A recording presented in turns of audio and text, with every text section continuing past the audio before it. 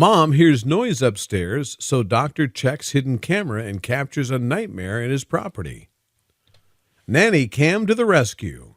A North Carolina couple tuned into their nanny cam to check on their 2-year-old son and were horrified by what they saw. Max Oglesby and his wife Laura were shocked and bewildered when they spied their son Declan appearing to be force-fed by his nanny, Lauren Rowe. Rowe could be seen holding the toddler's hands behind his back as she thrust food into his mouth. Declan screamed and kicked at his high chair as Rowe held his wrists down and fed him pieces of chicken pot pie. Declan shouted, "No!" and "Daddy!" during the traumatic ordeal. She told him repeatedly to eat his food as he sobbed for his parents. "We're learning today," Rowe was seen screaming at the youngster in the clip. "You need to learn that you need to eat your food, and then we can all be done." The footage also showed Rowe talking to someone on the phone, saying, "If we didn't control our 2-year-old, he would walk all over us." The Oglesby, who shared the video on Facebook, alerted the cops. "I wanted to kick her ass," Laura, Declan's stepmother, told WITN-TV. "I wanted to come here and pin her down, and I wanted to put food in her mouth." Authorities arrested Rowe and charged her with misdemeanor child abuse. She was released after posting a $2,500 bond. Her court hearing is set for November 8th.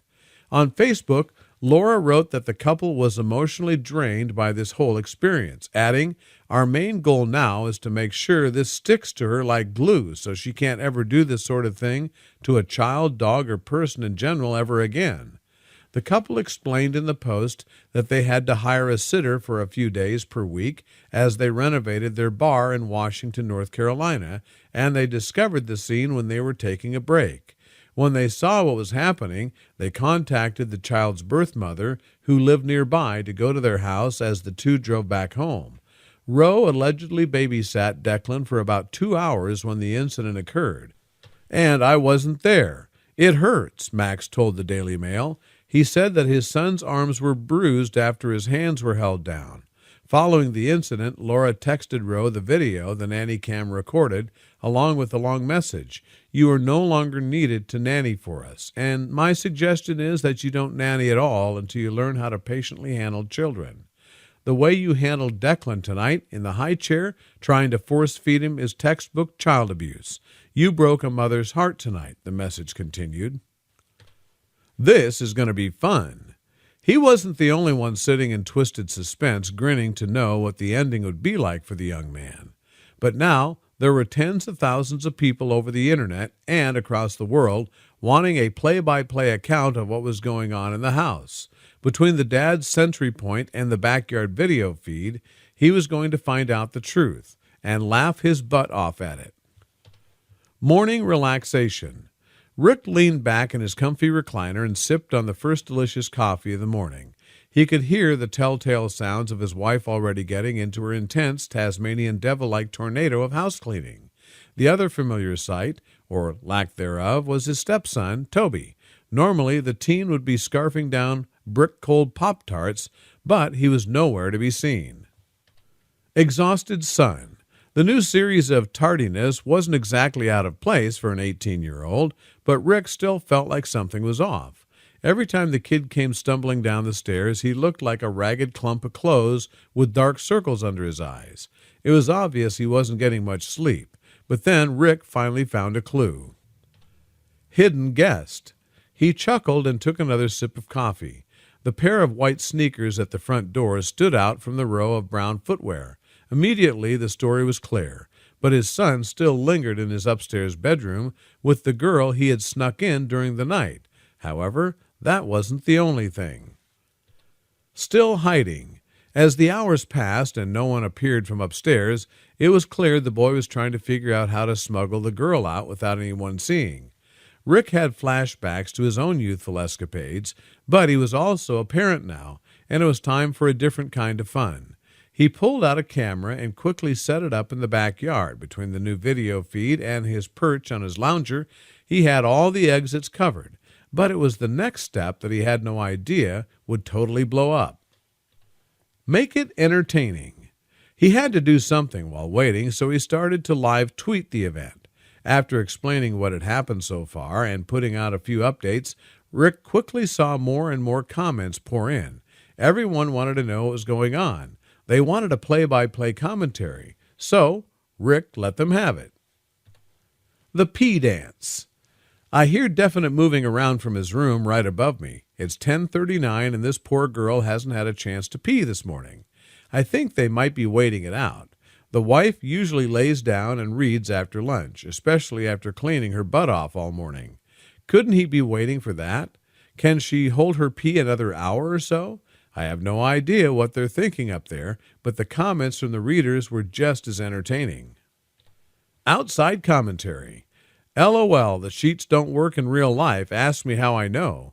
You either wait until the coast is clear, hide the person in the closet, or if you have balls, you just walk downstairs and come up with a great excuse. After a couple of hours, people started to worry. Do we need to do a wellness check? Did the wife kill everyone? Finally, after a little while longer, one of them finally emerged. Polling the world. OMG, OMG, oh my God, she came down to use the bathroom. It's one of his closest friends. See, Mom might believe it's just a friendly sleepover. She was lucky enough to sleep through the kiss fest above our heads at 4 a.m. I don't even know if the wife saw her come downstairs to use the bathroom. She said nothing, and it's not like I can ask yet. Rick held back his laughter as he posted a public poll for his readers to choose from, Young Love or Mama Bear, meaning who was going to come out on top of this grand escape. Who did everyone pick as their winner? Mom, still oblivious. It was a landslide for Young Love. Everyone wanted to see his stepson smuggle the girl out before the mother would see and possibly blow a gasket. Then the grand finale unfurled, and it took all of Rick's strength not to bellow with laughter. Snatch the shoes. OMG, this kid, nonchalant AF as casually strolls downstairs, and grabbed those shoes and went back upstairs. Side-eyeing me the whole time, I shot him a little winking face. They gonna hit that side door, I bet. In the little time he probably had left, he took a few moments to smack down a few, the inevitable haters that just wanted to poop on the entire parade. Inevitable jerks. I see all your comments about helping the kid out. He's an 18-year-old grown-ass man. We live and die by our choices. For all you haters commenting about why I'm not helping with the house cleaning, first of all, you don't know my life. And secondly, I make the bomb-ass food around here. That's why. Then the two lovebirds made their grand escape. Wrapping things up. Well, that's a wrap, folks. Mama just went to the bedroom to lay down and read for a bit. He's got a good 2 to 3 hour window. Looks like Young Love finds a way for now. And closure. Sure enough, they hit the side door and they were gone. I don't know about you, but I think a drink after that suspense. Thanks for following along. That was amazing. A few follow-ups. Honestly, people, the thousands of messages I'm getting for the conclusion is a crazy-ass overwhelming thing. And sadly, it's not as entertaining as the thread was.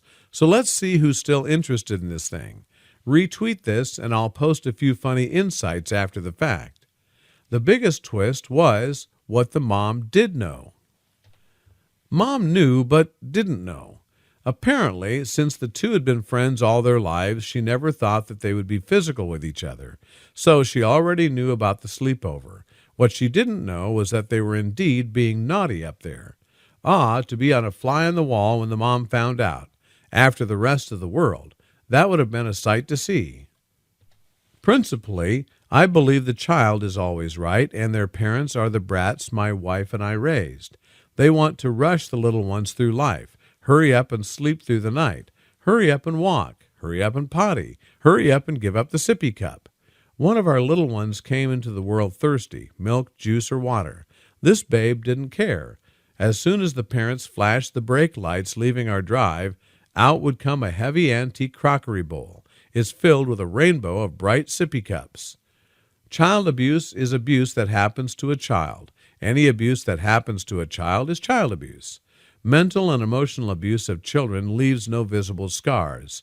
I was constantly told by my mother how ugly I was, how unwanted I was, what a mistake I was. Very fortunate for me, I developed a marked sense of obstinacy early on. I simply decided I was not going to listen to or believe anything she said. That worked for a while, but I still came out of it with a very distorted body image and with a real inability to trust anyone else.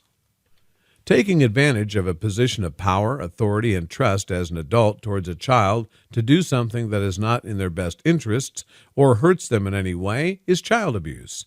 That's how I would sum it up. That can include physical, emotional, or sexual abuse, and can include items that the child does not know is abuse.